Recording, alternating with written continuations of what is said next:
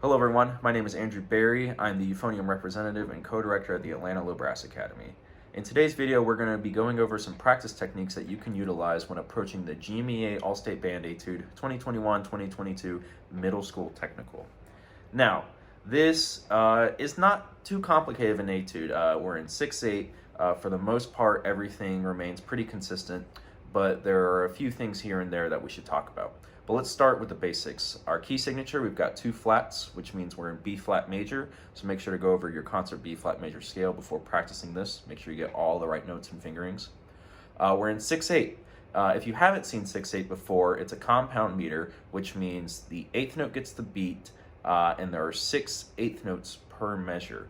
So as you'll notice in the first measure, we've got 6 8th notes, and they're typically divided into 2 groups of 3. So boom, chuck, chuck, boom, chuck, chuck, boom, chuck, chuck, boom, chuck, chuck, like a waltz. Now let's look at our tempo and style marking. Dotted quarter note equals 69 con decisione. So set a metronome to dotted quarter note equals 69 when practicing this. And con decisione, translated in English, means with decisiveness. So when I think when decisiveness, I'm thinking very intentionally, very intentful with everything I'm doing. So I wouldn't stray from the tempo at all. I'd play it exactly in time the whole time. That'll give it this sense of intentfulness, especially if you're emphasizing the downbeats and playing really well in time. That'll get that style marking really well. So looking at dynamics, which is a big thing, we start out piano, so just relax, don't play too aggressively, just play nice and comfortably. And then we crescendo to mezzo, forte, and measure 9. Now if you'll notice, in measure 8, going into measure 9, I did not breathe after that dotted quarter note A flat for a couple reasons. Because it's an accidental, we want to bring it out. We want to let the judges or the listener know that that note's important.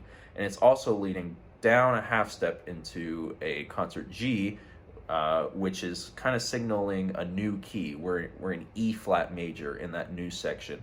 So I want to lead through that, put a lot of energy into that transition from the B flat major to the E flat major to really show people that we're going somewhere. If I breathe there, it kind of disrupts the phrase, and then we just start a new section without actually getting there.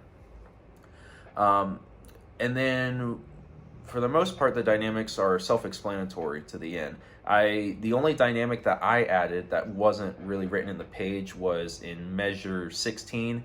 I crescendoed up to that last quarter note, high B flat. I'd recommend that since there's a lot of 16th notes, the motion is building, and that's kind of the final cadential moment of that middle section of the etude. So I'd lead all the way to that higher top of the staff B flat, and then relax back down into the next section. And from there, just follow the dynamics as written. Now, in terms of just overall style and articulation, I wouldn't play any of these too short. If you'll notice, we have a lot of tongues with slurred and then a tongue, like in the beginning. Da, da, da, da, da, da, da, da. Really let the F to G be a full length. Really slur into the G, making it a full length F. And when it comes to the G's and the E flats, since they're not slurring into the next notes, have a little bit of space, but don't peck it. You never want it to be da, da, da, da, da, da, da, da. That's a little aggressive. Da, da, da, da, da, da, da, da, da, da, da, da, da, da, da, da, da, da. So really let it flush out, have full length. Now there's one point in the etude where I did kind of play shorter, and that was measure 10. Dum, ba-dum, ba-yum, ba-ba-ba. Again, that was kind of a new section, and I felt, personally, since we're in a new section, we can kind of change up the articulations a little bit, kind of continue to showcase that we're in a new section with new style.